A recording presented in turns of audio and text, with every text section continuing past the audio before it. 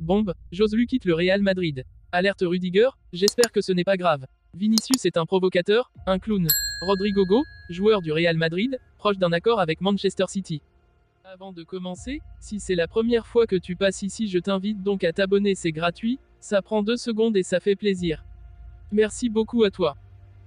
Joselu ne continuera pas au Real Madrid malgré les intentions du club de l'acheter. L'Espagnol a décidé de voir autre chose. Arrivé l'été dernier sous la forme d'un prêt suite à la descente en seconde division de l'Espagnol, Joselu Mato aura vécu une année d'exception au Real Madrid. La plus belle année de sa carrière qui s'est terminée avec 19 buts au compteur dont un doublé que personne n'oubliera en demi-finale de la Ligue des Champions face au Bayern Munich. Pour Carlo Ancelotti ainsi que le club, tout était clair, il faut conserver Joselu malgré la forte concurrence à venir avec les renforts de Kylian Mbappé et Endrick. L'Espagnol est un profil unique et dont le rendement a dépassé toutes les attentes lors de l'exercice 2023 à 24. Il est de surcroît discret et travailleur. Il n'était ne sera pas un problème. Joselu a pris sa décision.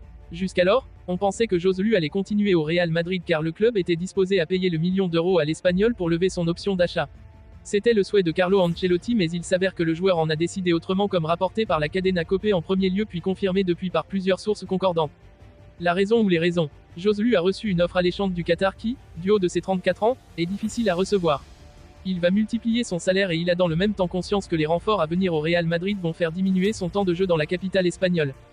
De fait, à l'instar de Nacho qui évoluera lui en Arabie Saoudite, Joselu s'en va au Qatar la saison prochaine et il part du Real Madrid, le club de son club, par la très grande porte après une unique certes, mais une saison historique au sein de l'équipe première. Le défenseur central madrilène s'est blessé à la cuisse ce dimanche en célébrant le but contre la Suisse. L'Allemagne a fait ses devoirs face à la Suisse et a arraché un nul 1-1 à la dernière minute, ce qui lui a permis de se qualifier pour les huitièmes de finale en première place du groupe A, mais la situation de ses défenseurs centraux suscite de nombreuses inquiétudes. Outre l'absence de Jonathan Tah, qui manquera le prochain match après avoir reçu son deuxième carton jaune du tournoi, le sélectionneur Julian Nagelsmann est également préoccupé par l'absence du défenseur du Real Madrid Antonio Rudiger, qui a quitté le terrain en boitant. Selon le quotidien allemand Bild, la blessure a été contractée lors de la célébration du but de Niklas Füllkrug en fin de match. Dès que l'attaquant de Dortmund a marqué, Rudiger a réalisé une longue course pour être l'un des premiers à célébrer avec son coéquipier, mais il est resté au sol lorsque les autres joueurs leur ont sauté dessus. Jusque-là, le Madrilène n'avait montré aucun signe de douleur, mais juste après le coup de sifflet final, Rudiger n'a cessé de se toucher la cuisse. Tony a un petit problème à la cuisse. Il faut voir ce qu'il en est. J'espère que ce n'est pas grave. Nous verrons bien. Cela pourrait être très problématique, a déclaré Nagelsmann lors de la conférence de presse d'après-match. Nico Schlotterbeck devrait remplacer Tah en huitième de finale. Si Rudiger ne peut pas jouer, Nagelsmann a 2 options pour le partenaire du défenseur central du BVB dans l'axe de la défense allemande, Waldemar Anton ou Robin Koch. Pour l'instant, aucun diagnostic officiel n'a été posé. Toute l'Allemagne croise donc les doigts pour Tony. Toujours est-il que son absence éventuelle met Nagelsmann dans une situation délicate. L'ancien joueur du championnat espagnol s'est entretenu avec Flash Score sur la situation actuelle au Brésil. L'attaquant du Real Madrid ainsi que Casemiro en ont pris pour leur grade.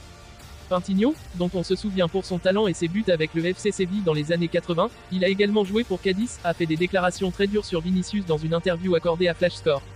Il a également critiqué Casemiro, et parlé d'Endrick et de Rodrigo. Vinicius, c'est un joueur qui a quitté Flamengo, qui est venu ici et à qui les gens ont donné tout le soutien du monde. Mais tout a commencé avec la question du racisme. Je suis ici depuis 44 ans et je n'ai jamais été traité de « nègre ». Mais ce qui s'est passé, c'est que comme c'est un provocateur. Mais bon, ça va un peu mieux maintenant. C'est un peu un clown, ce qu'il doit faire, c'est jouer au football. Il a ajouté que, maintenant, les jeunes garçons prennent 2 bières, vont au stade et le provoquent pour qu'il se déconcentre et ne fasse pas ce qu'il doit faire sur le terrain de football, c'est-à-dire jouer, ce qui est sa profession. J'ai été très critique à son égard, mais maintenant ça va un peu mieux, ils lui ont donné une petite tape et il est un peu mieux dans sa tête. Il ajoute, il doit être un exemple pour les jeunes et la question de sa provocation ne me préoccupe pas vraiment, mais il s'améliore et j'espère qu'il s'améliorera encore plus pour son propre bien, pour le bien du football et pour le bien de toute sa famille, pour qu'il soit une personne qui donne l'exemple, ce qu'il ne faisait pas auparavant. Je n'aime pas Casemiro. Quant à Casemiro, il a déclaré, je suis d'accord avec Dorival, le sectionneur du Brésil. Je ne l'aime pas du tout. C'est un milieu de terrain qui récupère beaucoup de ballons, mais qui ne sait pas quoi en faire. Pour moi, il devrait quitter le football brésilien. Quant à Endrick, il a déclaré, il a beaucoup de personnalité et c'est un joueur qui joue brillamment.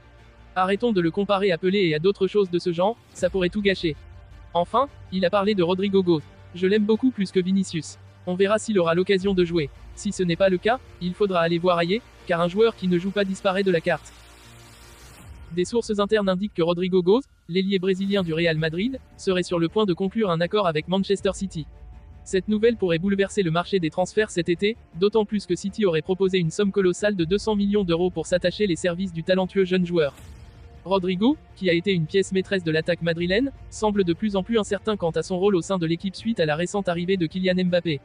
L'international français a signé librement avec le Real Madrid, créant ainsi une concurrence féroce pour les places d'attaquants. Cette situation a conduit Rodrigo à reconsidérer son avenir, craignant de passer davantage de temps sur le banc des remplaçants. Les performances de Rodrigo au Real Madrid ont été impressionnantes depuis son arrivée en provenance de Santos en 2019. À seulement 23 ans, il a déjà montré son potentiel avec des buts décisifs en Ligue des Champions et des contributions importantes en Liga. Cependant, l'arrivée d'un joueur du calibre de Mbappé a inévitablement modifié la hiérarchie au sein de l'attaque madrilène. Manchester City, de son côté, voit en Rodrigo une addition parfaite à son effectif étoilé.